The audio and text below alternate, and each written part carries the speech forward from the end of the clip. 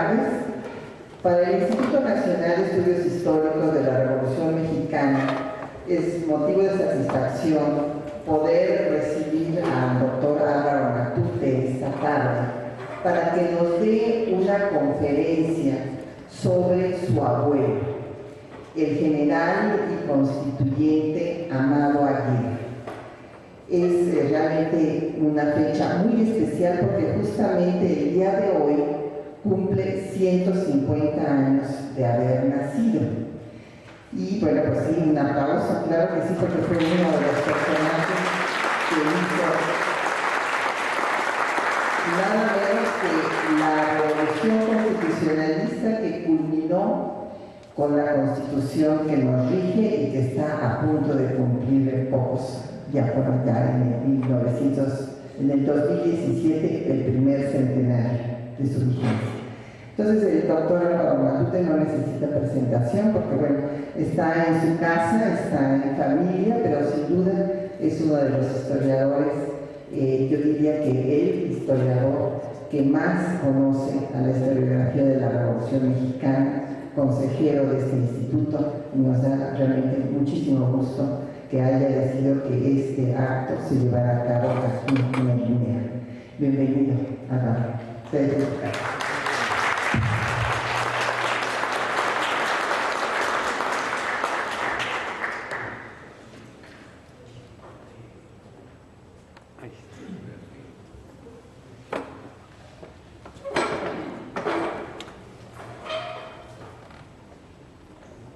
Muy buenas tardes. Principio por dar unos cuantos agradecimientos. En primer lugar, a mi querida amiga Patricia Galeana,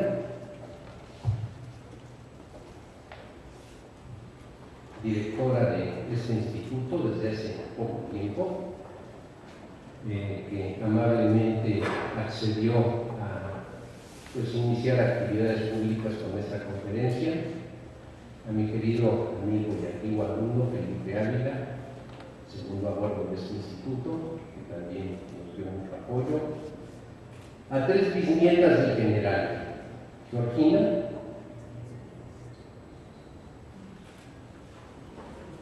Angélica, que no veo, gracias a quien este cuadro está aquí, y Ana María, que no ha llegado, Matute,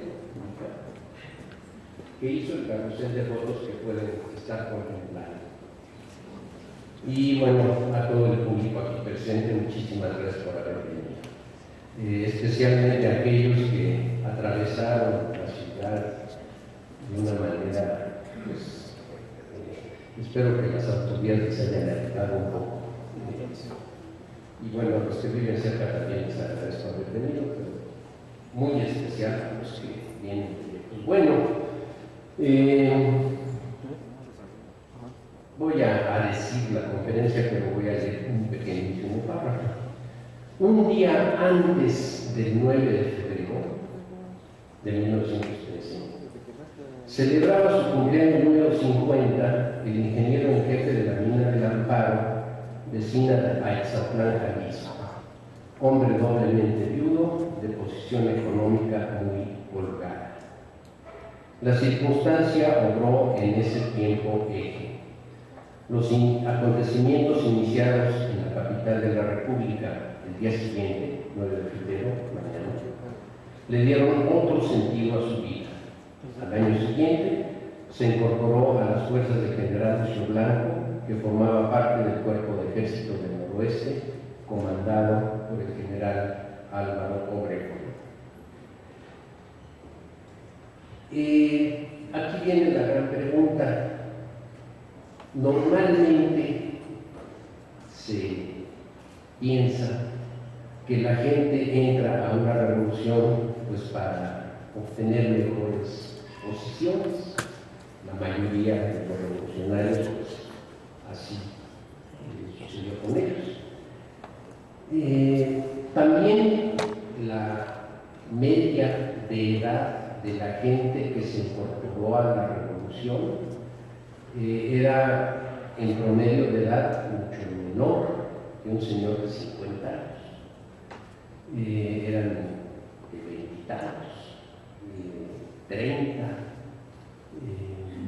El general Obregón tenía pues 30 años en 1910, se incorpora a la Revolución en 12, o sea, de 32 años, y aún más jóvenes todavía, y uno que otro senior citizen, adulto mayor, no había credenciales del INAPAM, que ahora disfrutamos de ellas, podemos viajar gratis en el metro. Entonces pues, viajábamos para caballo, para carril, etc. Pero en fin, era un hombre mayor económicamente desahogado. Cuenta la leyenda historia, no sé si es cierto esto, ahorita voy a hacer la trayectoria de sus primeros pasos, que en la mina del Amparo estaban buscando una veta de oro perdida y le ofrecían al ingeniero o minero que la encontrara 10,000 pesotes de 1905 si encontraba la veta. Y que creen, pues el ingeniero Aguirre encontró la veta, o sea que de plus se llevó un bono de 10,000 pesotes. Era muchísimo dinero, no sé cuánto en equivalencia, no me tomé la molestia de hacer la conversión. Y bueno, le dieron el puesto de ingeniero en jefe, muy bien pagado. O sea, era un señor desahogado en un lugar que debe haber sido baratísimo para vivir, el Zatlán, Jalisco, y de hecho él pasaba la semana. Si se sube uno al techo de la parroquia de Zatlán, un templo franciscano del siglo XVI que ahí está, ve uno hacia, creo que es hacia el norte-noroeste, las montañas donde está la mina del Amparo, que era propiedad,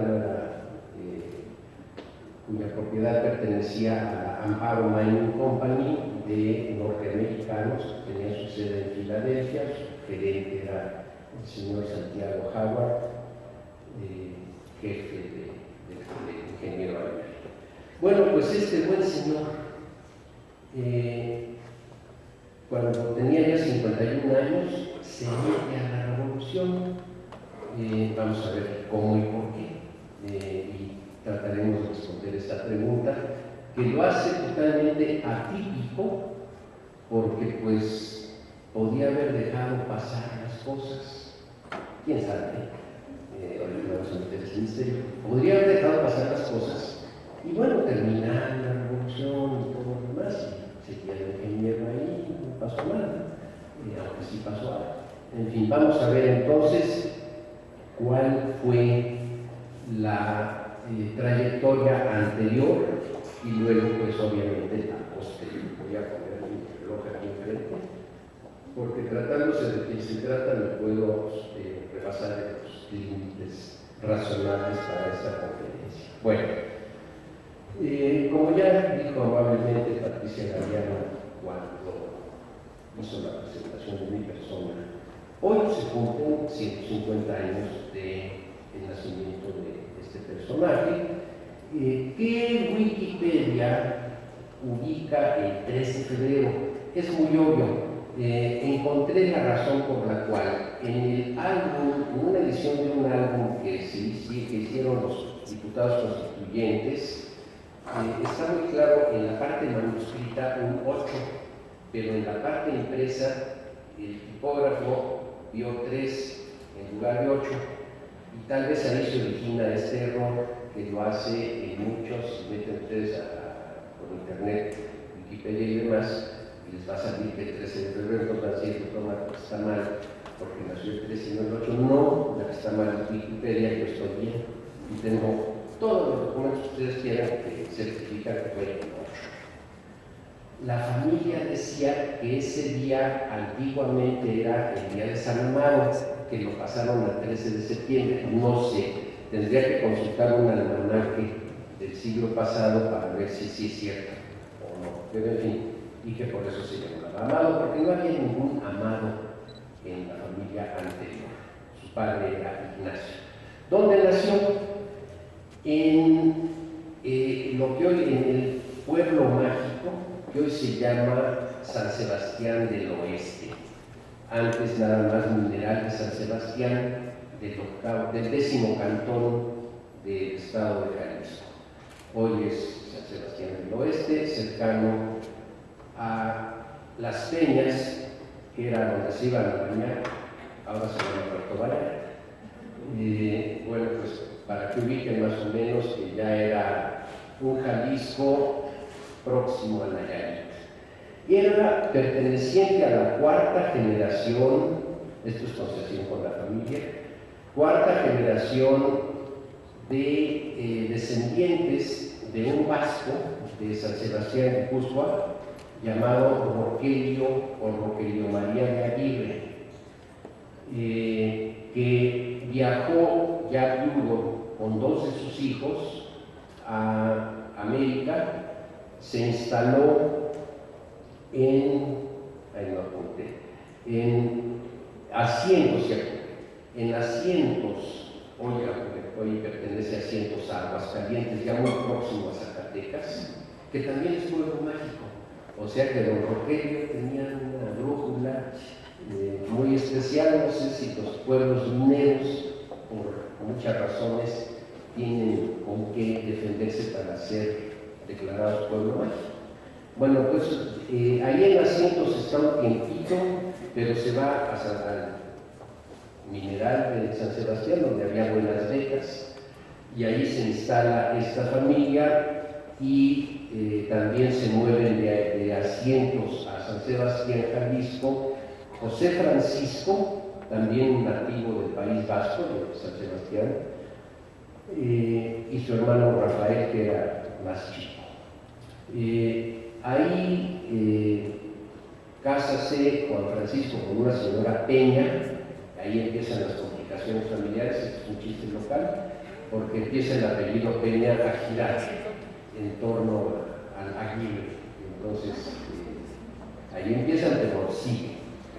Y de ese matrimonio nacerá Ignacio Aguirre Peña, que sigue la tradición de abuelo y padre, o sea, también va a ser minero, hombre muy acomodado, podríamos decir, no respectivamente, sino con todo cariño, eran ricos de pueblo, obviamente, gente acomodada.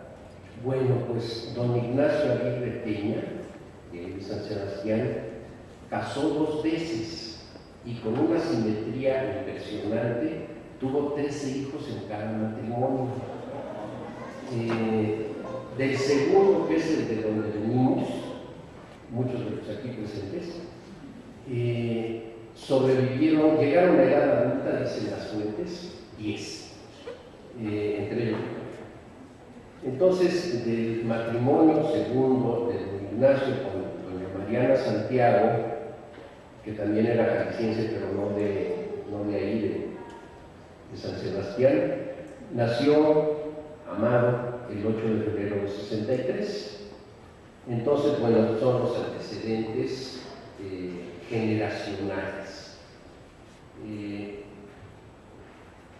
Y bueno, pues viniendo de donde venía, de una familia de mineros desahogada, pues mandaron desde luego a Guadalajara a estudiar, se inscribió en el Liceo de Varones. Bueno, debo decir que mi bisabuelo era don Ignacio, se distinguió fue alguna vez, o muchas veces, no sé, presidente municipal de San Sebastián, y instituyó las leyes, la aplicación de las leyes de reforma en el lugar, lo cual ubica, digamos, en posición política. Fue al Liceo de Varones y se recibió de ingeniero topógrafo e hidrógrafo en el año de 86 y 2 años más tarde, en 88, obtuvo el título de ingeniero de minas y metalurgista y empezó su trayectoria profesional de una compañía minera del montaje, que no he podido ubicar si era en Jalisco o dónde, pero al año siguiente, en 89, se va ahí cerquita al mineral de Tenamache, en el entonces territorio de Tepico, el estado de Nayarit, donde va a ser director del mineral, pero también no entiendo bien, porque las fuentes son muy escuetas, muy poco informativas, fungirá como director de la fábrica de helados y tejidos Santiago, allí en Santiago Escuintla, Nayarit, y también va a ser director de obras públicas y tesorero municipal. No sé si son sucesivos, simultáneos, eso lo tengo en la total confusión, solamente tal vez viendo allá y viendo archivos locales podríamos distinguir qué fue primero y qué fue después. Pero se mueve al mineral de Real del Monte en Hidalgo, y me pasa al centro de la República. No sé hasta cuándo conoció la capital de la República. Ese es un dato que siempre me gusta averiguar de muchos de los jefes revolucionarios norteños. Sabemos, por ejemplo, que Obregón vino a las fiestas del centenario, otros no habían venido nunca. Por ejemplo, Plutarco Elías Calles viene hasta 1918, cuando va a tomar el cargo de la Secretaría de Comercio, no había venido. Y es increíble, ¿no? Todos pensamos, deformados por el vicio centralista, que todo el mundo conoce la capital. Y pues no sé cuándo vino la primera vez a la capital, pero en fin, por lo pronto anda girando por allá. Estuvo en Real del Monte y luego, en el año 95, se va hasta Durango, al mineral de San Andrés de la Sierra, que está en el municipio de Santiago Papasquiaro, donde se le dio lugar porque nacieron los revueltas, en el estado pues, de Durango. Ahí está un buen tiempo y ahí no sé dónde y cómo, son misterios que no logro precisar por falta de fuentes, bueno, de ir a todos esos lugares, que es sensacional. Acude al llamado del señor que murió mañana hace 100 años, el general Bernardo Reyes, que cuando era secretario de Guerra y Marina organiza la segunda reserva del Ejército Federal. Esto era, no existía el servicio militar obligatorio, esto era para gente con, digamos, cierta preparación, también había clases ya soldado. Se les da instrucción militar y desde luego los que tenían alguna profesión tenían pues una preparación militar más fuerte, más completa, y al ingeniero Aguirre le dan el despacho de subteniente de ingenieros de la segunda reserva del Ejército Federal. En un viejo artículo mío hablo un poco, especulo un poco acerca de que hay muchos futuros revolucionarios que no sabía que iba a participar en una revolución, y aprende cosas que van a utilizar para combatir al Ejército Federal, del cual formaron parte de esta segunda reserva. Fue en la escuela, indudablemente. Yo creo que la capacidad militar de Bernardo Reyes era muy buena, lo logró hacer bastante bien. Regrésase a sus labores y en 1905 es cuando lo llaman, en la historia esta de la Beta, que lo ubica en la vecindad de Etzatlán, Jalisco. Él, según cuenta un testimonio de escrito por Puerto Aguirre, que prácticamente se pasaba la semana de lunes a sábado en el Amparo y bajaba el sábado a Etzatlán, aunque también por otras cosas sé que iba mucho a Guadalajara a arreglar otro tipo de asuntos, o sea que tenía. Y bueno, Etzatlán de Guadalajara ya había ferrocarril entonces. Tengo por ahí un artículo sobre Etzatlán, en la Revolución. Hacía muchos viajes y tenía pues bastante actividad. ¿En qué empleaba parte de sus ocios? Como algunos sabrán, se metió a la masonería. No sé qué grado alcanzó. Según la historia oral familiar grado 32, o sea, le faltó uno para el famoso grado 33, no sé, no me consta. Porque lo que hay en el baúl del atesorado que se exhibió en Palacio Nacional están sus arreos, sus cosas que se ponen, un espadín, todo esto, pero no papeles. Bueno, como toda la gente de aquellos años, estoy generalizando en grande, el influjo de las doctrinas positivistas a muchos los hicieron buscar por otro lado, es decir, de día eran positivistas, pero en la tarde-noche iban a buscarle por otro lado, más allá. Es decir, el positivismo no desterró ninguna acción metafísica. A los que no les dio por el espiritismo, como el ilustrísimo Madero, y a muchísimos más, por decirles algo, de 10 intelectuales mexicanos de la época, 9 eran espiritistas. Así. Un alumno mío, Gonzalo Rojas, hizo una tesis que pareció un directorio telefónico de espiritistas, sensacional, todo, y muy científicos en la mañana. Cuando daba clase todo científico, pero en la noche estaba acá.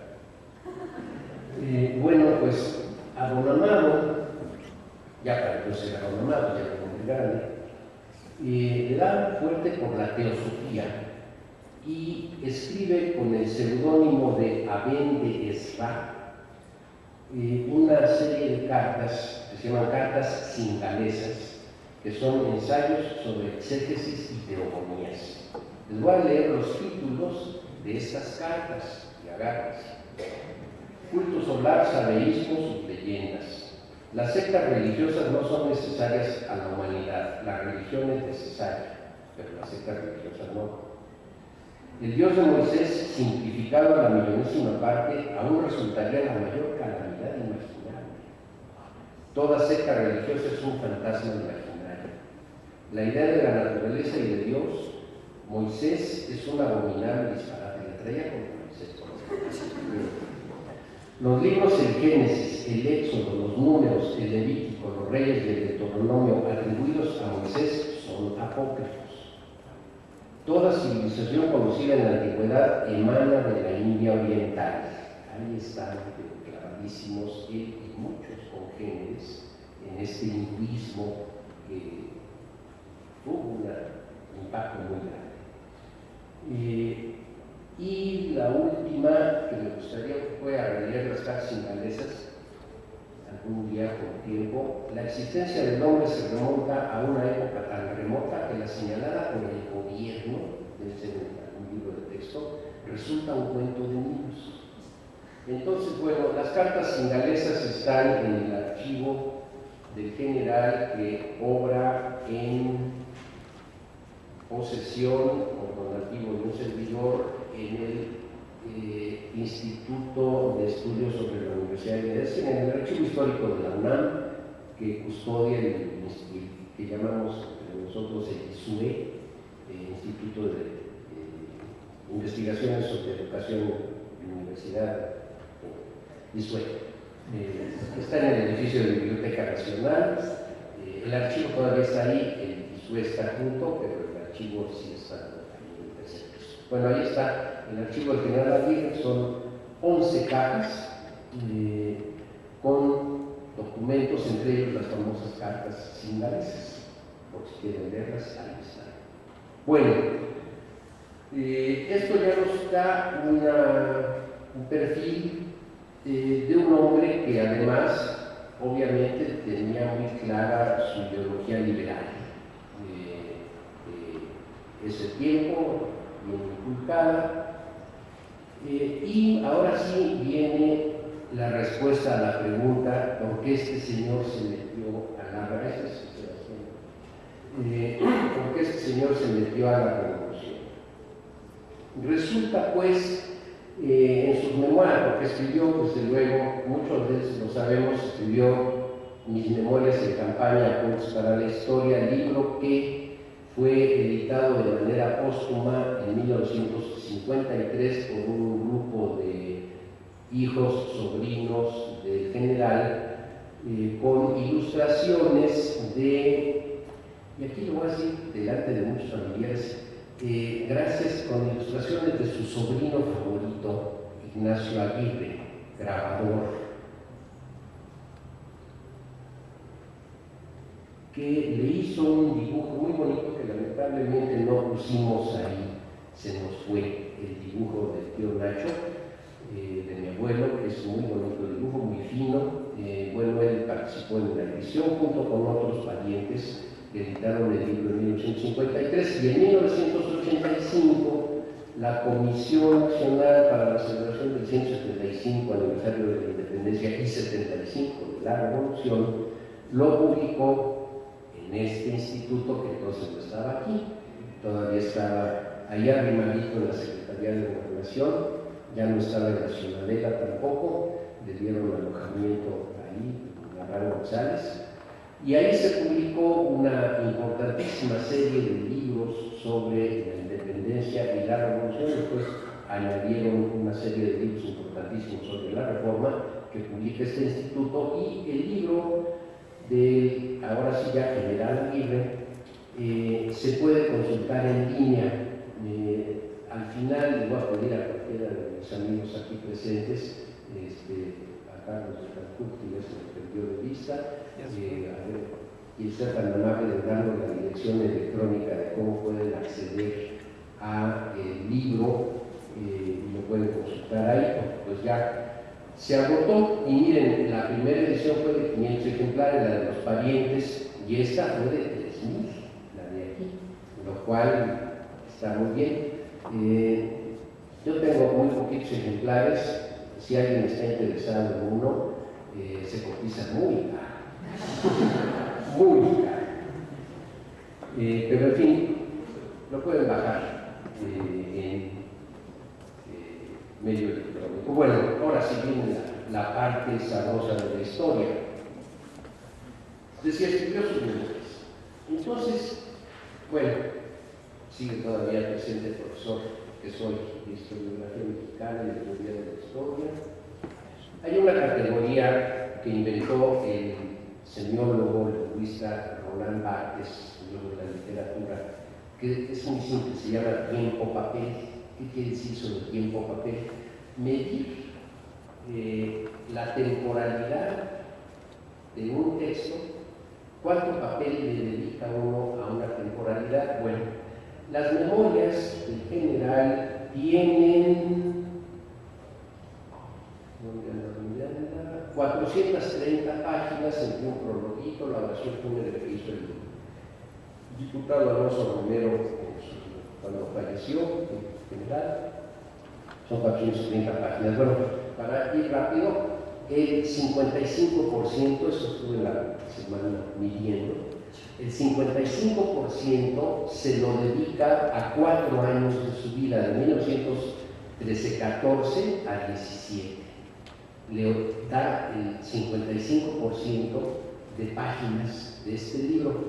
Es decir, desde la perspectiva de un señor ya, ahora sí ya, adulto, bastante mayor, escribe estas memorias entre 1936 y 39, a esas alturas de su vida, le otorga a esos 4 años de su vida el peso mayor de su trayectoria. De hecho, el libro podría ser este 50 y tantos por ciento, que son 240, 250 páginas más o menos,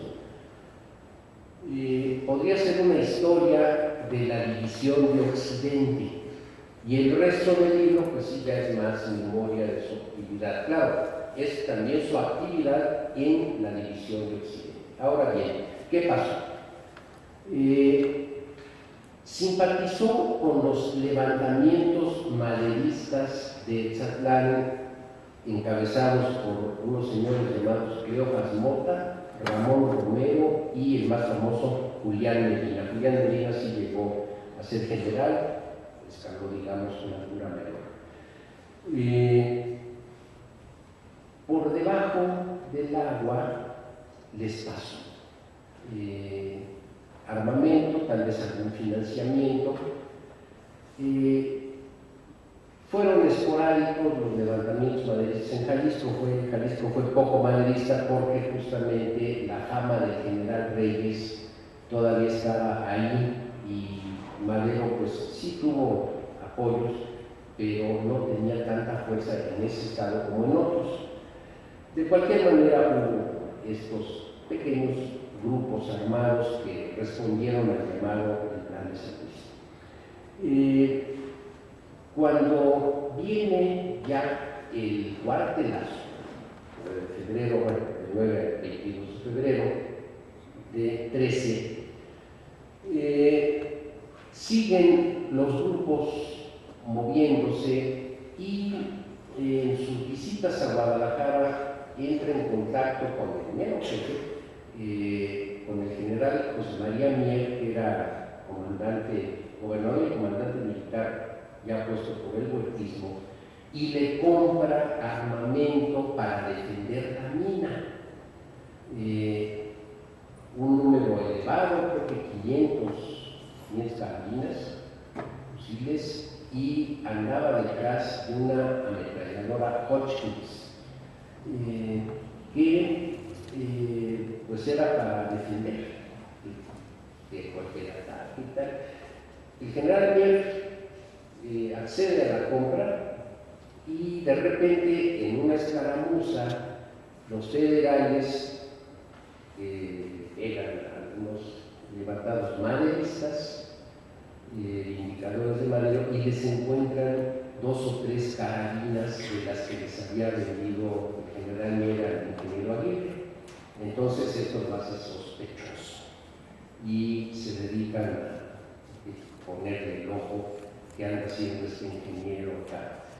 Y pues así anda la cosa, los hechos van calentándose, pero tenía unas redes masónicas, y entonces el presidente municipal de Tzatlán le avisa, viene un contingente, un grupo, no sé, una escolta, o sea, van a detenerlo a las 12 del día, pero él se lo avisa rápido, tempranito, esa mañana, de un día de 1914, por ahí lo tengo, pero no apunté, es por mayo de 1914, entonces, pues qué bueno que me dijeron que a las 10 me van a detener, porque le dan, no que a las 12, porque desde las 9 de la mañana, o de las 10, se prepara y se baja de la mina con un contingente nutrido de sus mineros armados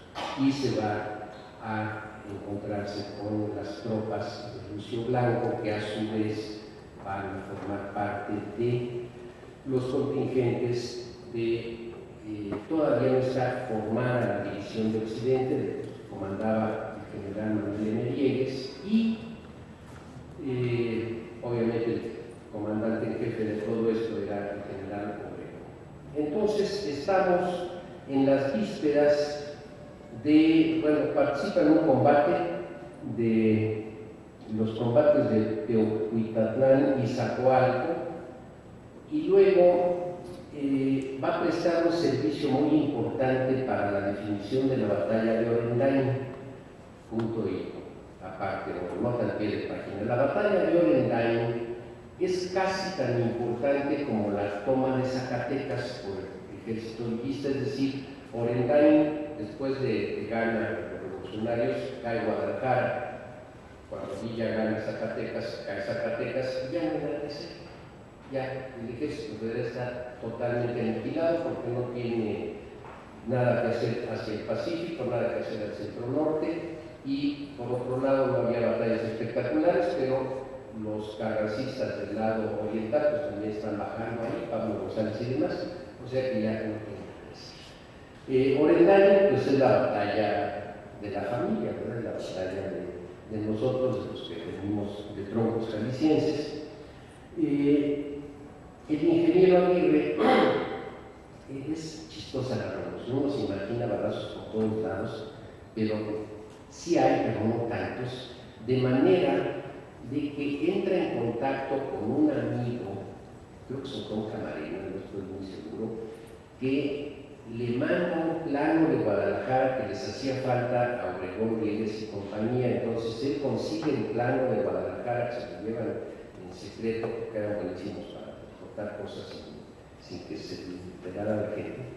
Y con ese plano de Guadalajara, y él, por conocimiento ingenieril, colabora de una manera muy efectiva para que Villegas y Obregón tracen su estrategia y determinen sus tácticas y le peguen al general José María Mier, que era de los señores generalotes del Ejército Federal, pero pues es fuertemente derrotado en el Andaime, el combate del Castillo y el ataque y toma de la Venta, que terminó del 5 al 7 de julio del año del 14. Luego viene la toma de Zacatecas y pues se acabó el Ejército Federal. El 13 de agosto pues tendrán que firmar los tratados de Toluca y ahí se acabó el huertismo. Estos hechos le dan al ingeniero Aguirre el grado de teniente coronel jefe del Estado Mayor del general Manuel M. Villegas. Por ahí, nomás necesitaría tener una lista muy fina. Hay foto del Estado Mayor de Villegas en el cual aparece un joven que está sentado en el piso, que era miembro del Estado Mayor. Después se hizo famoso, es el pintor David Alcalá Siqueiros, que era de Chihuahua, pero ahí andaba, y orgullosamente decía Siqueiros que había pertenecido al Estado Mayor del general Villegas. Bien, pues entonces vienen los momentos estos difíciles del año 14, la convención, Villegas, se hacen, bueno, voy a decir muy vulgar, dicho, se hace muy mugre, el ingeniero Aguirre y el general Villegas andan muy juntos siempre. Villegas, que siempre fue fiel a Venustiano Carranza, no se va con la convención, y desde luego Aguirre lo apoya, y entonces pues obviamente van a combatir al villismo. Y entra en combate el combate de Villegas el 2 de diciembre del 14, los combates de Tamazula y el Aguacate el 31 de diciembre, de manera de pasar el año nuevo, y es ascendido a coronel jefe del Estado Mayor.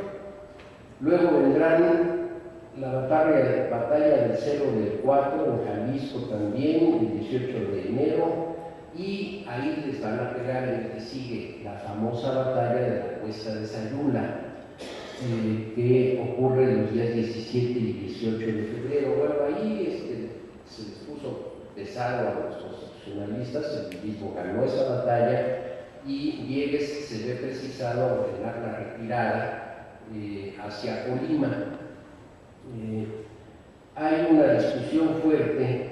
El general Juan José Ríos apoyaba que ya se disolviera la división y mi abuelo apoya mucho a Villegas para que no, y gane Villegas y general Aguirre, que no se disuelva la división del occidente, siguen adelante, se reagrupan y regresan, y en la batalla de Tuxpan, que ya va a ser el 23 al 25 de marzo, pues vengan la derrota sufrida en la famosa Cuesta de Sayula. Termina con el combate de Zacualco, toda la experiencia, otro combate en Zacualco, ya que tiene uno.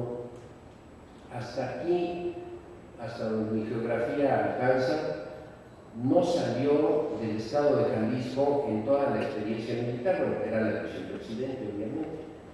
Pero vendrá el reagrupamiento de todas las fuerzas que integran el cuerpo de ejército del noroeste y van a tener que ir a combatir a terrenos guanajuatenses, a Celaya, Trinidad, Tomalia, toda esa serie que empezará desde abril y terminará hasta junio del año 15.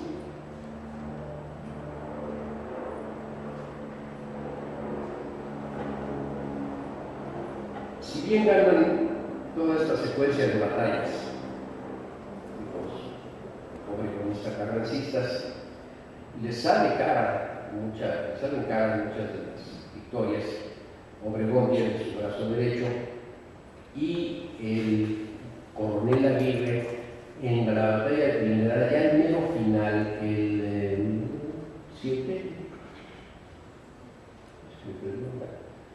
el 5 de junio, recibe un balazo en la cabeza que le perfora el cráneo.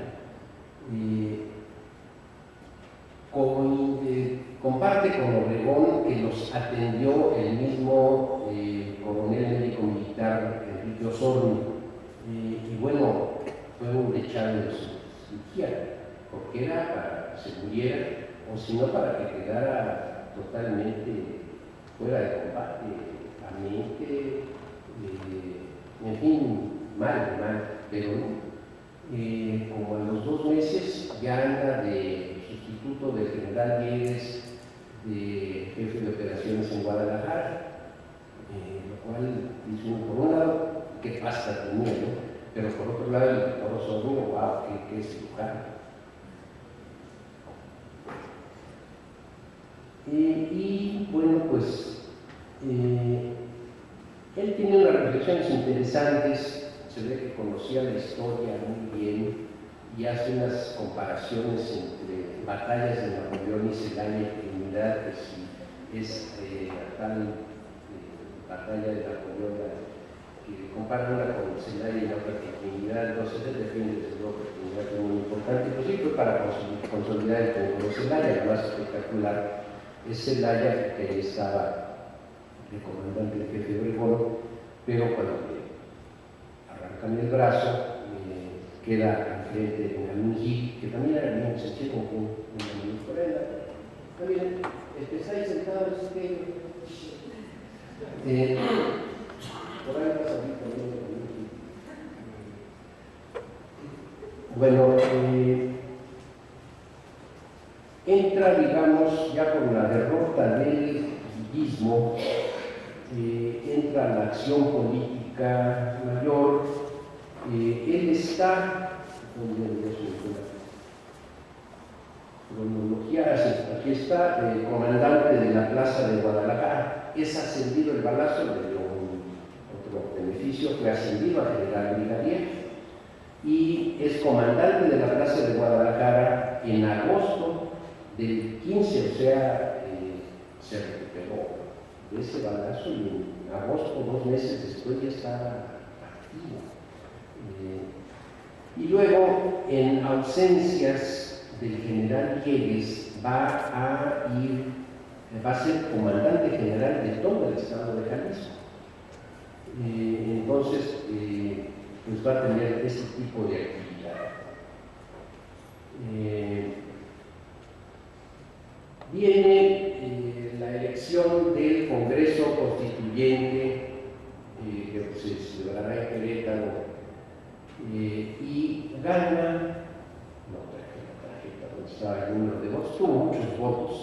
Él y su suplente tuvieron muchos votos para ocupar su curul en el Congreso Constituyente, que empieza sus labores de revisión de credenciales de colegio electoral en noviembre, para empezar a trabajar el 1 de diciembre ya en la discusión del proyecto de reformas a la Constitución que manda Carranza y que pues va a dar por lugar a la Constitución de 1917, que es promulgada el 5 de febrero, aunque está terminadita el 30 de enero. El ya general Aguirre no es de los oradores del Congreso, ellos serán otros que son los que hacen con garantía uso de la palabra abundantemente, pero tuve el ocio de certificar que en todas las votaciones está presente, no se fue a pajarear a la Alameda de Querétaro, siempre estuvo, nunca faltó y tenía Yo creo que, no sé si otros hicieron tanto como él, se dedicó mucho a interrumpir. No era una gente muy polite porque de repente gritaba, estaba hablando para la Virginia, aclaración, eso no es cierto con tal cosa, el combate fue tal, se suplica al general Aguirre que pida la palabra antes de hablar, la pedí. Se divierte uno mucho, me repasé ahora para preparar esto, una lectura de varios puntos de varios debates y la verdad se entretiene uno mucho porque todas sus intervenciones son cortas y muy puntuales. Pero nunca faltó, y según otras fuentes, por ejemplo la crónica del constituyente de Diez Borges, o sea, de Juan Diego Borges, pues habla de que era una gente que cohesionaba a uno de los grupos de los jacobinos, siempre apoyando a Múgica y demás, de manera que llegan al final pues, a la cuna de la Constitución, pues habiendo obtenido la victoria. En aquel tiempo se hizo un álbum, el álbum de los constituyentes, que ha sido reeditado de manera facsimilar. Pues yo alguna vez vi un original, me gustó mucho ver el original, pero pues tengo un facsímil. Cada constituyente escribió un pensamiento y pusieron su foto, siempre por ahí. Creo que es una de las fotos que están, no me digas si sí o no. Sí, está esa foto, sí, ¿verdad? La del álbum. Dice, él escribió: los revolucionarios armados hemos preceptuado en nuestra Constitución Federal todos los principios que manutirán al pueblo mexicano, a pesar de los esfuerzos inauditos que pusieron en actividad los elementos conservadores que integran el Congreso Constituyente, pretendiendo obstruccionar nuestra marcha triunfal hacia el progreso y la libertad. Bueno, este era un pensamiento muy sencillo, no requiere de mayor. Martínez de Escobar, por ejemplo, habla de causas formales deficientes, todo un, digamos, un neocomunista radical, pero el general Aguirre pues, fue muy directo.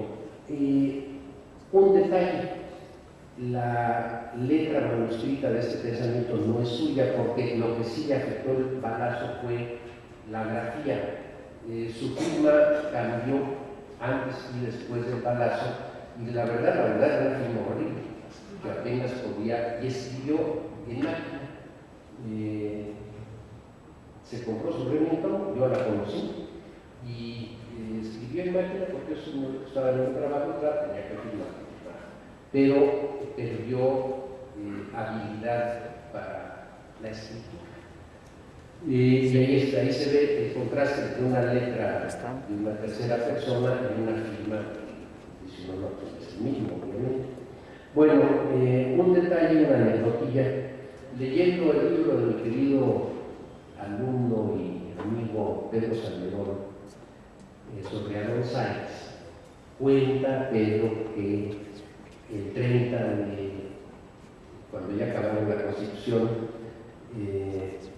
se la pasan con sendas botellas en mano, cantando la Marsellesa en las calles de Querétaro, varios de ellos, entre ellos el general Aguirre.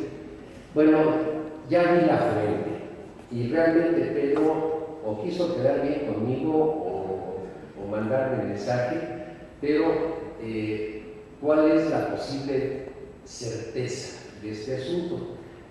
Juan de Dios Borges, o sea, Diez Borges, escribe que iba a haber una cena de todos, pero que él antes de la cena se fue a tomar unas cervezas al carro vagón del general Benjamín Gil.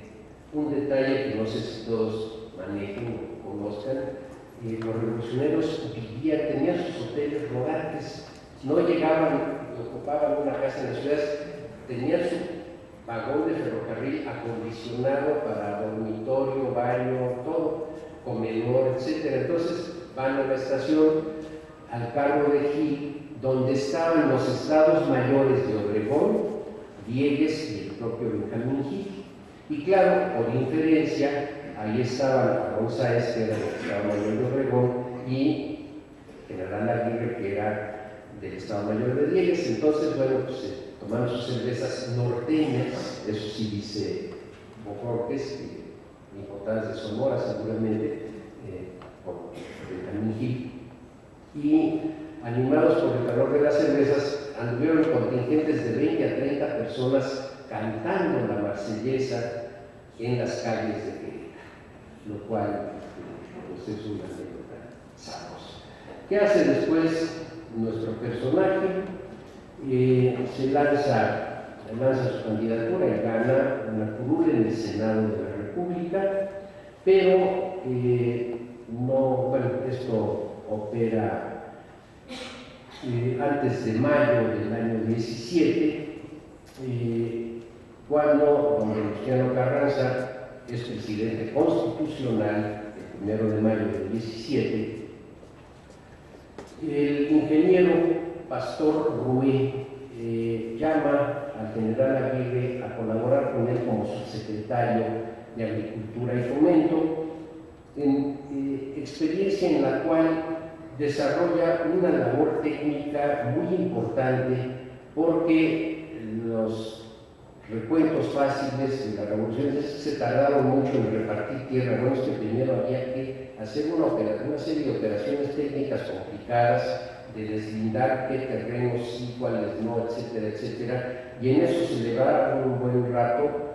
a esa secretaría, al Pastor Rué y al general Aguirre, hasta que llega el año de 1920, cuando hay que definir posiciones. Entonces, a principios del año 20, en febrero, presenta su renuncia a la subsecretaría.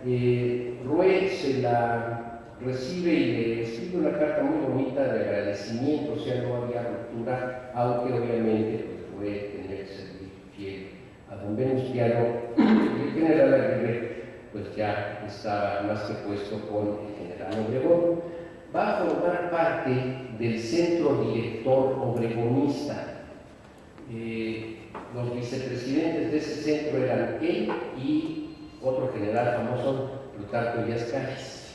El jefe era el licenciado Rafael Subarán Capmán, pero pues los dos vicepresidentes eran ellos dos.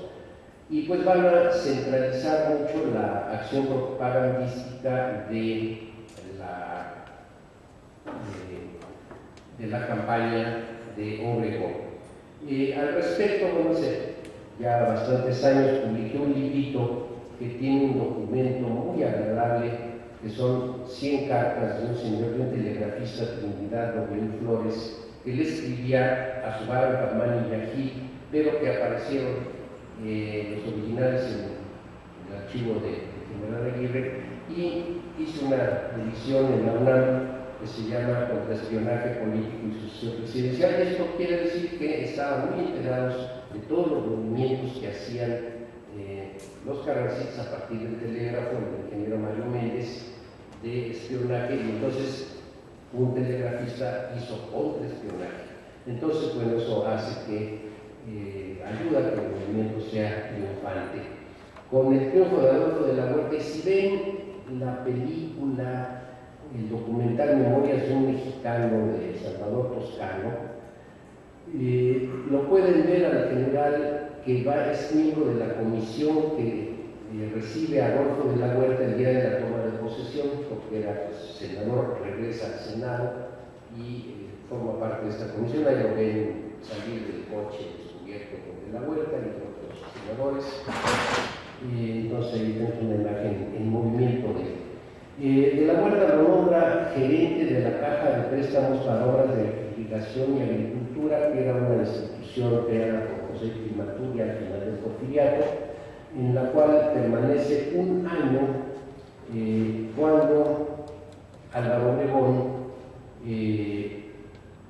lo nombra secretario de Comunicaciones y Obras Públicas, tras la renuncia o el envío de Pascual Ortiz Rubio, que fue el secretario de Comunicaciones original, como embajador al Brasil. Nunca estudiaron por qué se quitan de encima a don Pascual. es algo que he participado, no he averiguado mayor cosa, pero pues qué bueno, porque el que ocupó el despacho fue cuando levemente el Archivo General de la Nación, del cual nuestra anfitriona es autoridad, pero antes de que fuera directora Patricia ya en Lecumberri, cuando estuvo el archivo en el Palacio de Comunicaciones en Tacuba, en el ahora Munal, tuve ocasión de ver, se había conservado tal cual el despacho del secretario, era muy bonito ese despacho. Lamentablemente, pues ahora es una sala de Munal, los enormes cuadros de Velasco y así de Grandecio, etcétera, pero el despacho era sensacional. Tuve ocasión, gracias a Alejandra Moreno Toscano, de verlo, de conocerlo. En aquel tiempo pues no usábamos ni soñábamos que iba a haber ese invento del teléfono celular que tomara fotos, pero si hubiera habido, pues hubiera tomado muchísimas fotos de ese despacho. Bueno, ahí estuvo él trabajando duro. En las memorias dice cuánto hizo: caminos carreteros, reformas urbanas, porque obras públicas también afectaba cuestiones urbanas, en fin, sería amplio, muy detallado decir todas las cosas que se hicieron en su gestión, pero digamos, vamos a los hechos duros. La sucesión presidencial de Obregón, como todo el mundo sabe, se levanta la rebelión de la Huertista, y entonces a don Amado se le cosquilleaba irse a campaña, pero pues como ya el señor, ya para entonces tenía 63 años, que era mucho, 63 años que son, bueno, pero para Obregón, que era muchos años menor que él, lo veía grande. Entonces, no general usted que es pero nos va a hacer un gran servicio.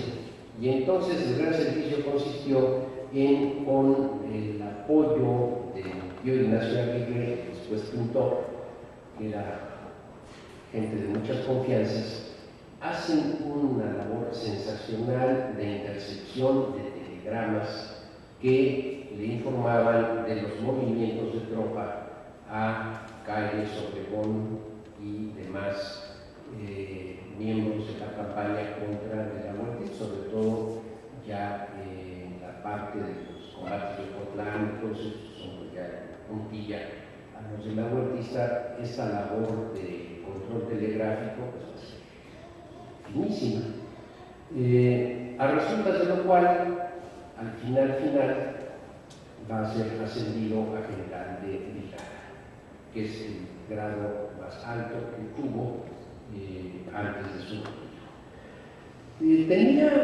ciertas esperanzas de que el general Calles lo llamara, pero no lo llamó, es decir, no fue al gabinete.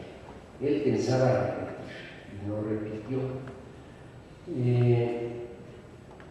En su lugar es enviado como gobernador y jefe de operaciones militares del territorio de Quintana Roo, con la consigna de encabezar una comisión de estudios del territorio para decidir si seguía siendo territorio o se le regresaba a Yucatán.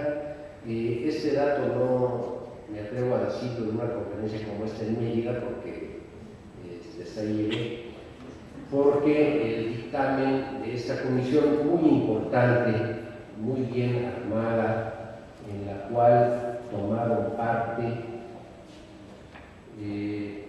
bueno, el capitán de fragata Alberto Centeno, el ingeniero civil Salvador Toscano, que filmó muchísimo, y también lo puede ver en Memorias de un Mexicano, todas las pistas de Quintana Roo. Toscano ya había ido a Quintana Roo en 1918 y regresa en esta comisión.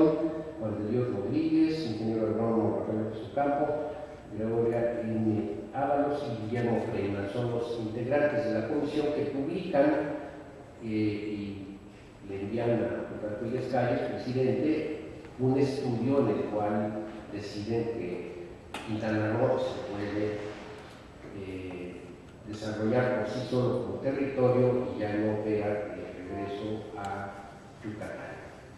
Y eso que no se usaba el potencial turístico en aquellos años, pero a partir de chicle y madera, con eso piensan que Yucatán tiene para seguir adelante. Le dura 6 meses el encargo y durante escasos 29 días va a ser director del colegio militar. Antes era jefe de las 2 comisiones para proyectar la ley de organización del ejército y ordenanza general del mismo. Aquí presente Marta Arroyo, que es la biógrafa del general Amaro, me apoyarán en decir que Amaro y el general Aguirre eran bastante buenos amigos. Siempre Amaro apoyó al general Aguirre, cuentan las anécdotas familiares que se iba mi abuelo de su casa de Insurgentes caminando hasta la casa de Amaro, que está enfrente del Auditorio Nacional, donde ahora es uno de esos no es un restaurante, no me acuerdo de cuál, pero es un restaurante, la casa de Amaro, pues iba, era gente que ya tenías tantos años, no iba. Bueno, es un mesecito director del colegio militar, pero luego lo manda Plutarco Elías Calles de embajador extraordinario y plenipotenciario a la República de Chile y a otros países latinoamericanos a elevar o ascender a rango de embajadas las que eran delegaciones. Este ministerio lleva pues también un poco más de 6-8 meses, regresa y va a ser nombrado jefe de la Comisión de Auxilio o de las comisiones de auxilio para ayuda a los damnificados de la inundación del río Santiago, tanto en Nayarit como en León, Guanajuato. Esto ocurre en marzo del año 26.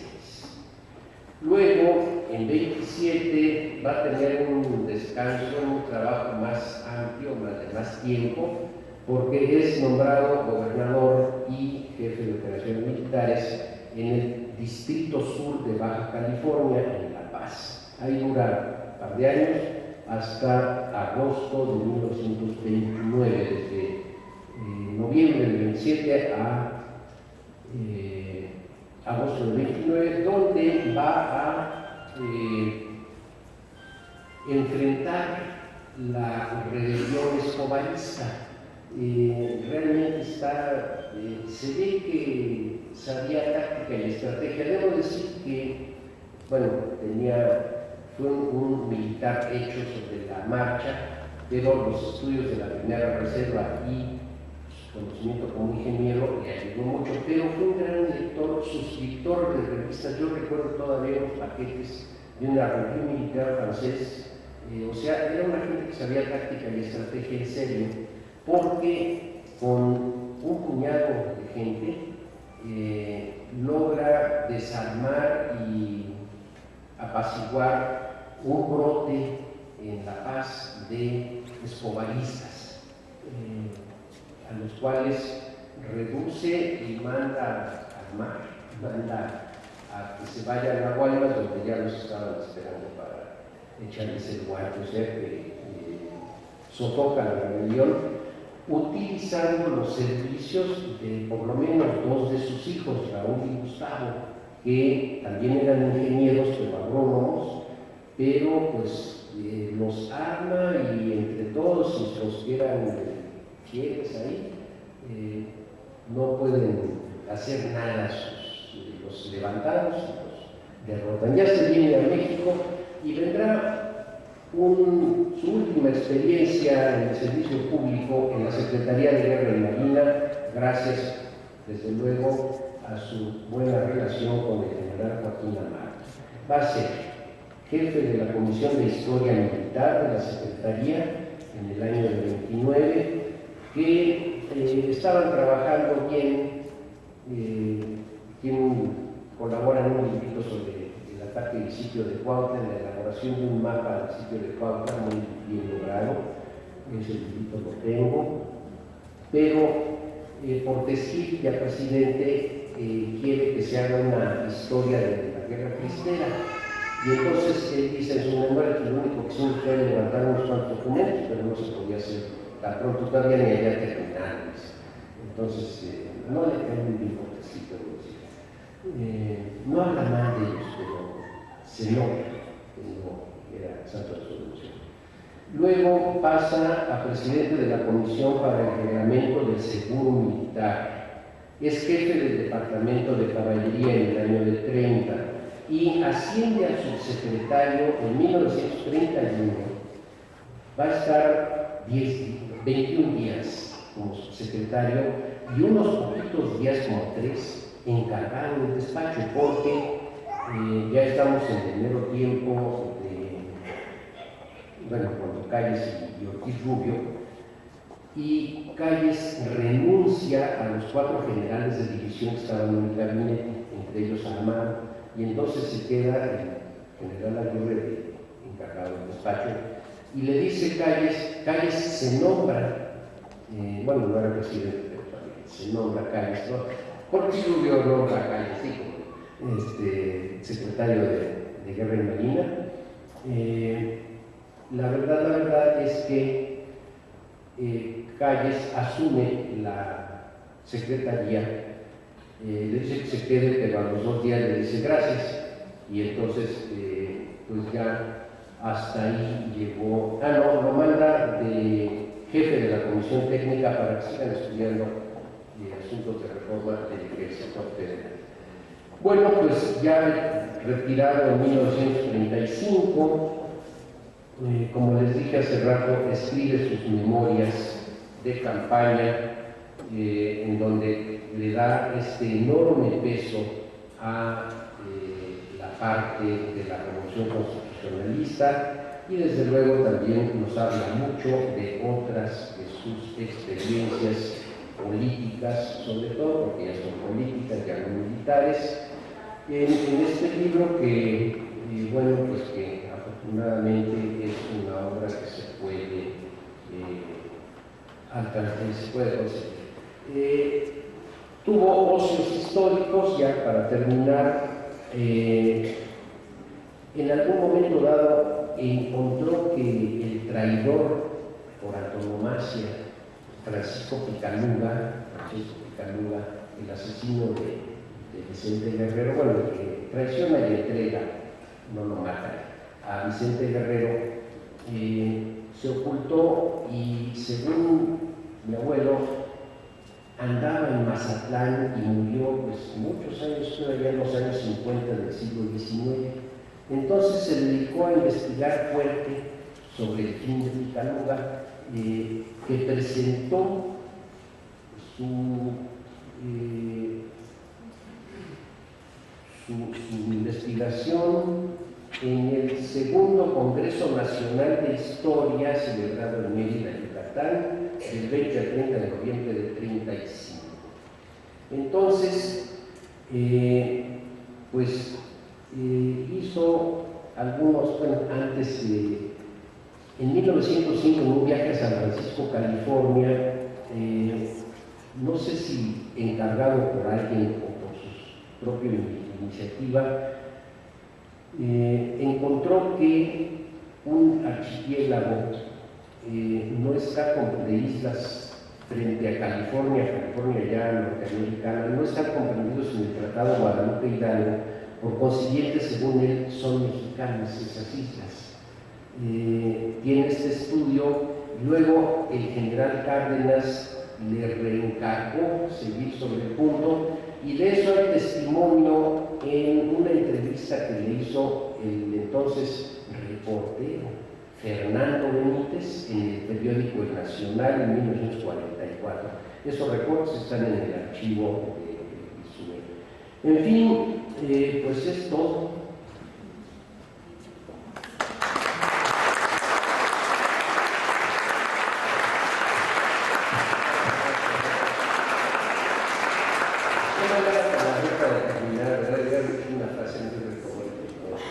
No, les voy a decir que en HTTP, 2/, www.bicentenario.gov.mx bdic/index.php y luego peor todavía, lo mismo pero index.php interrogación. Bueno, aquí está la dirección electrónica de donde pueden consultar las memorias. Muy bien, perfecto. Las van a repartir y preguntas. Ahí hay un micrófono para que yo resuelva y todos. Sí, compañeros, pero una que me salta ahorita es esto que acaba usted de decir, de estas islas que no mencionó usted el nombre de ellas, me gustaría saber cómo se llaman, y si México ha reivindicado la propiedad de ellas para nuestro país. Yo creo que México se ha hecho así como que no. Una de ellas es Catalina, una de ellas fue propiedad de Al Capone. Están cerca del mar territorial mexicano, pero ya del otro lado. Son estas, y bueno, según él son mexicanas. Recuerdo un artículo del arquitecto González Cortázar, cuando murió Natalie Wood, de muy grata. Dice, Natalie Wood murió en México, porque murió en una de esas, en un yate que estaba ahí en una de estas islas. Entonces, González Cortázar hace mención del general Aguirre, todo el estudio y tal. Yo creo que lo hace pues, por Jalisquillo, González Cortázar, Fernando, porque, pues, miren que he platicado con él, nunca le he preguntado, ¿por qué sacaste esto a colación? Pues no sé, pero es bien interesante eso y bueno, pues podríamos negociarlas. Por allá, sí. Doctor, una pregunta. Bueno, tres preguntas. Año y mes de su fallecimiento. Perdón, claro. Causas del mismo. Y alguna vez, creo que me comentó usted que había una relación con el bueno, es que nada sabe mucho. Con el fundador de la Escuela Superior de Guerra. No entendí bien. Porque en general, Alamillo. Sí. La última no aparece el nombre de general Alamillo. El general Alamillo, si suben enfrente de la Escuela Superior de Guerra, una estatua de puesta que es el general Alamillo. No sé, porque él estuvo en el colegio militar, pero no en la superior. Yo creo que la superior es un poquito después. Fecha y causa: cáncer pulmonar, el 22 de agosto de 1949, de 86 años de edad cumplidos. Okay.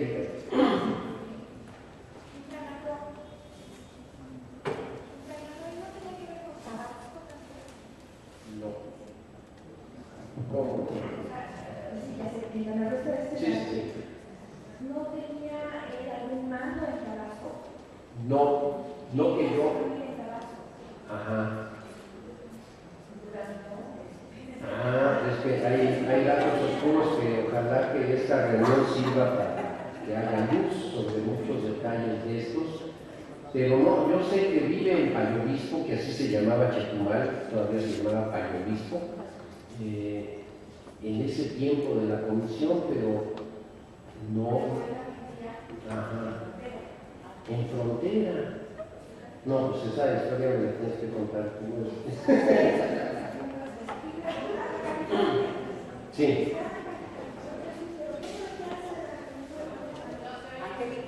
Bueno, se le cayó su máscara.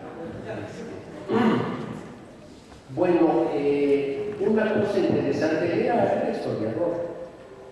Cuando es gobernador y jefe de operaciones de La Paz, del Distrito Sur, se da cuenta de que hay unos documentos históricos muy valiosos y los publica. Es una publicación precaria, pues con la imprenta que había en La Paz. No estoy hablando mal de La Paz, me encanta La Paz, más bolivianos que hay. Pero, bueno, es una edición muy rústica que afortunadamente cuando le entró a mi querido amigo y maestro Miguel León Portilla su inclinación por descubrir la historia de Baja California, editó en la UNAM una segunda edición de ese libro que hoy ya supongo que está agotado, pero ahí Miguel León Portilla hace un buen estudio introductorio, publica el libro de los documentos y también publica toda la sección de las memorias que tienen que ver con la gestión de Baja California. Pues no sé, voy a averiguar si todavía en alguna bodega olvidada existen ejemplares de ese libro porque vale mucho la pena.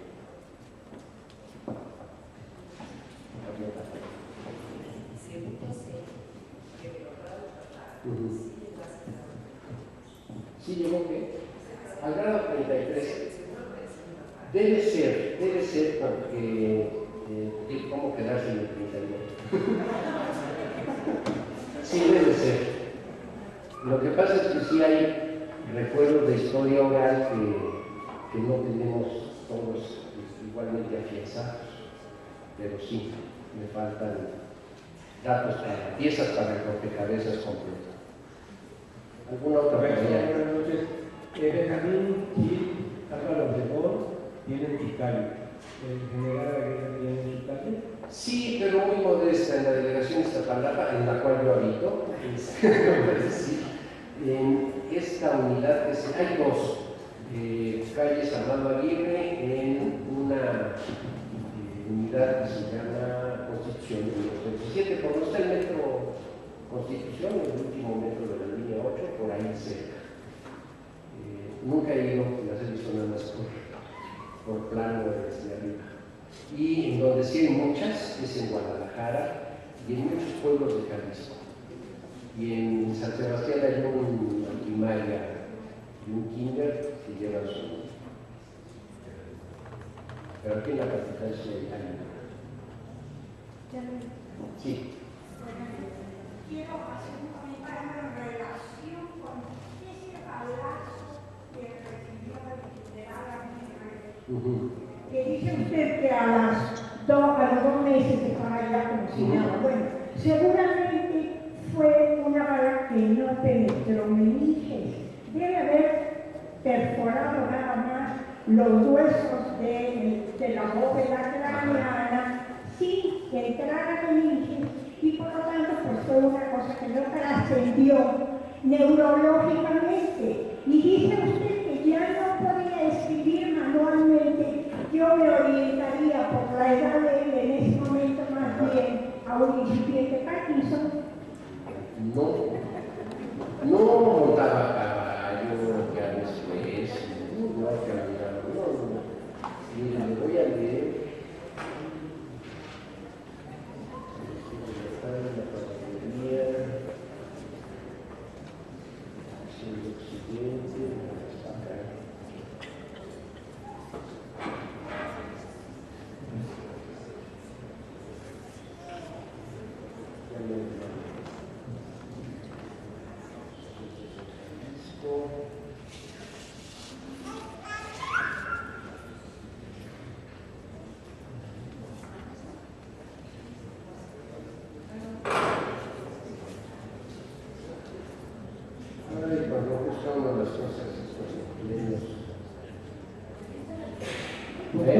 Ahí está una descripción muy puntual de todo el asunto,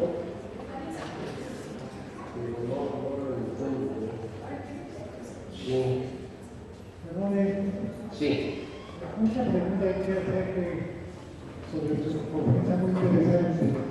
¿Usted cómo definió el legado? Primero, desde el punto de vista personal, familiar, ustedes tengan muchas cosas interesantes.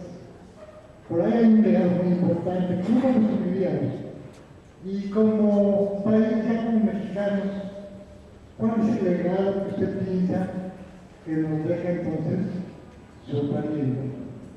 Bueno, sí, yo creo que el legado es la ejemplaridad que implica que una persona que pudo haber dejado pasar los hechos con mucha comodidad adquiere un compromiso y se lanza a resolverlo. Es decir, es una gente muy fiel a su ideología, a sus principios y lucha por ellos.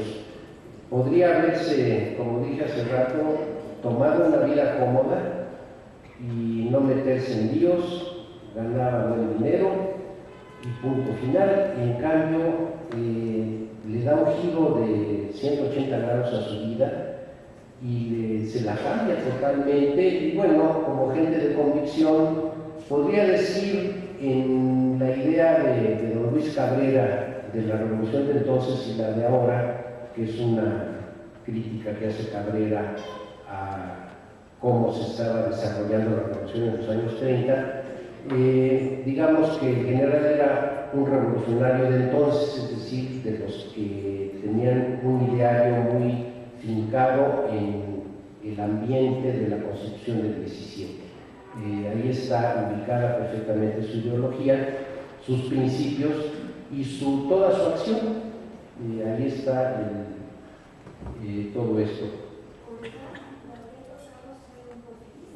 Por edad, si hubiera venido a la Ciudad de México y se mete en la política, hubiera sido porfirista clavado. Mire, aquí ya encontré en la página 217 el general de brigada médico cirujano que suscribe, o sea, el doctor Enrique Osornio, certifica que durante uno de los combates registrados en el mes de junio del año de 1915, en Trinidad, Guanajuato, el C. general de brigada Amado Aguirre fue herido por arma de fuego en la cabeza, siendo el orificio de entrada de forma circular y de 1 centímetro de diámetro, en la región temporal de la derecha, en la sutura escamosa temporoparietal, al nivel del tercio posterior con los 2 tercios anteriores, siguiendo el proyectil, una línea recta de dentro hacia afuera, de delante a atrás y de arriba abajo, yendo a salir a la región occipital externa. Dicho proyectil interesó en su trayectoria todas las partes blandas, penetrando la cavidad craneana e interesando las meninges y la masa encefálica, y a su salida las mismas meninges del hueso occipital, rompiendo el seno lateral izquierdo en el punto de salida con pérdida de masa encefálica y produciendo una herida exterior de 2,5 centímetros, con bordes desgarrados y fragmentos de hueso adheridos a los mismos bordes. Y a petición del interesado, me entiendo, la presidenta de la Ciudad de México. Bueno, estuvo duro. Sí,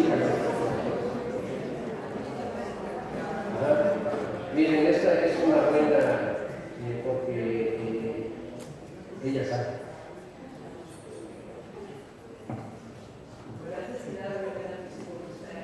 Gracias, Carlos. He pasado mucho esta práctica, yo soy radical. Es mi primo.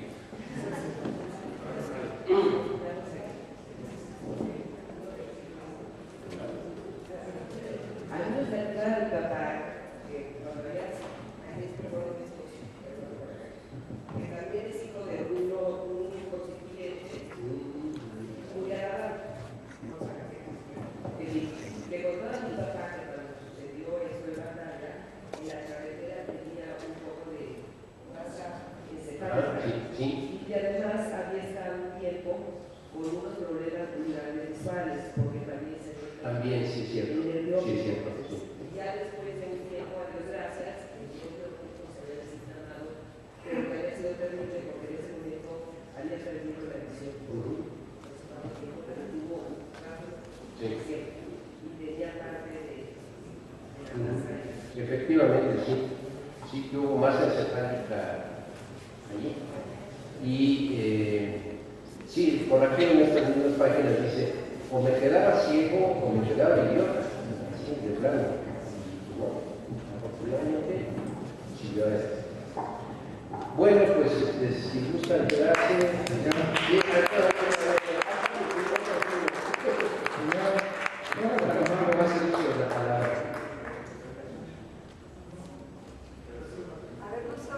Quiero hacer una pregunta. ¿Fuera tan gentil darle el nombre de su Mis memorias de campaña, apuntes para la historia, publicado en 1985 por este instituto y antes en 1953. Si tienen la suerte de encontrar una librería de viejo, está en bibliotecas, en muchas bibliotecas aparece, está. Y electrónicamente se puede consultar con lo que le va a dar aquí el maestro Raúl. Muchas gracias.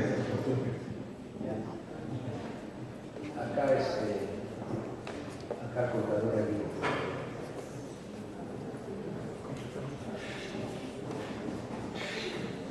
Va a ver niñito,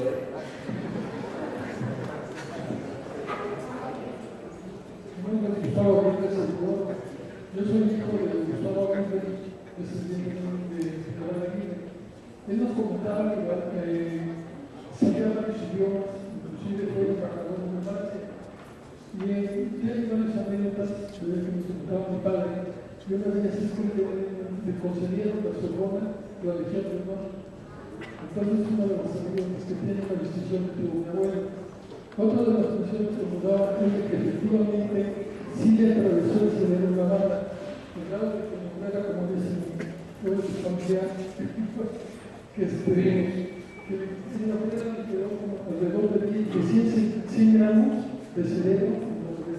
Y sin embargo, hablaba varios idiomas, varios dialectos, y cuando vio las calles insurgentes, me encontraba a los indígenas haciendo tejiendo y se los llevaba a su casa, les daba dinero, les compraba lo que tejían, les daba de comer, únicamente para estar practicando los dialectos. Otra de las menciones que menciona mi padre es de que en esa batalla que le atravesó el cerebro, el que los salvó sobre sus caballos, que se llamaba el delirio, porque el delirio lo atravesó una bata, lo paseó, y sin embargo, buscó una zanja y los desarrolló. Pues hay varias anécdotas. Una de ellas un poquito chusca, que fue embajador de Francia, también estuvo como embajador de Francia, y estaba el agregado militar, que no sabía nada de francés.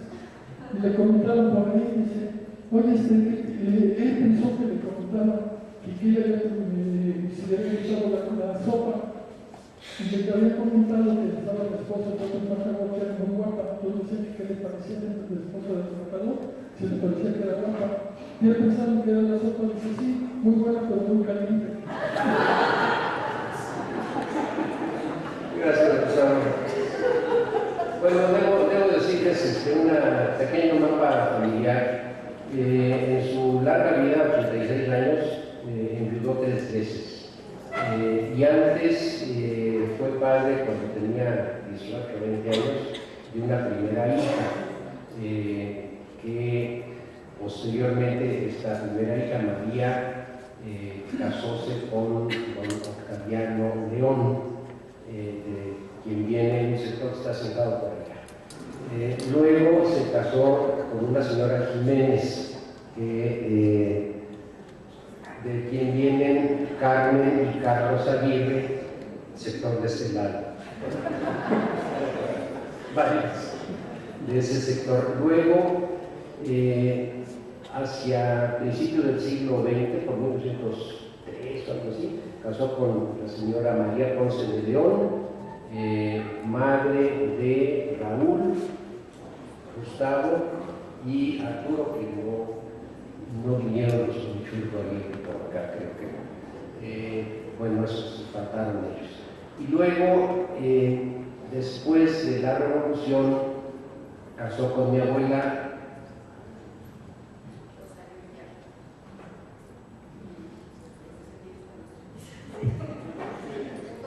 Aquí estamos, 9. Sí, pues, el sector Eliate, estamos aquí y hasta allá como también. Madre, bueno, mi abuela Rosario fue madre de Estela, mi mamá, y Amar, que es el papá de está hasta allá, mi última hija. O sea que vino grupo familiar. Perdón, usted tenía una pregunta. Sí, no, más bien era un comentario, porque pienso que por modestia no nombró una cuestión que los que vivimos en el sureste sí lo sabemos, o no sé si alguien de la familia tan amplia que está aquí pueda comentar esta cuestión sobre que él conoció a Otón P. Blanco. Otón P. Blanco es el fundador de Payo Obispo. Bueno, lo que pasa es que en la época en que él estuvo como encargado militar del territorio de Quintana Roo, Otón P. Blanco ya era grande y Amado Aguirre está en sus 50. No era tan grande. Otón P. Blanco era de 68 años cuando se conocieron. Yo lo sé porque pues, yo viví y eso. Sí, nombra a Otón P. Blanco en las memorias. Esto es muy conocido porque Chetumal, bueno, Payo Obispo, Chetumal se llama Chetumal porque pues en maya significa lugar de arcilla caliente. Y es difícil decirlo porque realmente ahí es todo fangoso, ¿no? Y es importante decir esta cuestión, no sé si por molesto o por un desconocimiento no sabía o lo que sea. No, pero lo que pasa es que en el Chetumal, bueno, en general en todo el sureste, incluso Izpujil, un municipio de Otón P. Blanco. Otón P. Blanco es el municipio más grande de Quintana Roo. Abarca Chetumal, Izpujil es frontera campeche. Izpujil es un municipio muy nuevo, que se creó en 1985. Y le iban precisamente a poner, en vez de Izpujil, Amado Aguirre. Otón P. Blanco es el municipio. Le iban a poner Amado Aguirre y otra vez no se lo pusieron precisamente porque en Izpujil están las famosísimas ruinas de Calakmul. Se iba a ver muy mal que un hombre, o sea, totalmente maya, con unas super ruinas terribles, tuviera el nombre de un general. Jalisciense. Sí, jalisciense, y además, pues, que fue obregonista, fue carrancista, fue incluso hasta cardenista, fue, como usted dice, amarista. O sea, que no sabemos muy bien qué convicción militar y política tenía, porque fue todo, o sea, fue pues, todos, o sea, pasó por todos estos presidentes. Entonces, por eso es que a Izpujil, que es un municipio muy reciente, no le pusieron el nombre de Amado Aguirre, sino que pues, conoció a Otón P. Blanco. Otón P. Blanco fue un marino, fue de los primeros marinos que se embarcó en la laguna de Bacalar y fundó Payo Obispo. Bueno, hay toda una historia grande, no sé cómo tomarlo, como anécdota o como falta de modestia. Bueno, por modestia. No, muchas gracias. Muy interesante. Sí, he visto el nombre de Otón P. Blanco en las memorias, pero pues ahora sí que, como decían mis maestros, me faltó todo menos lo que dije.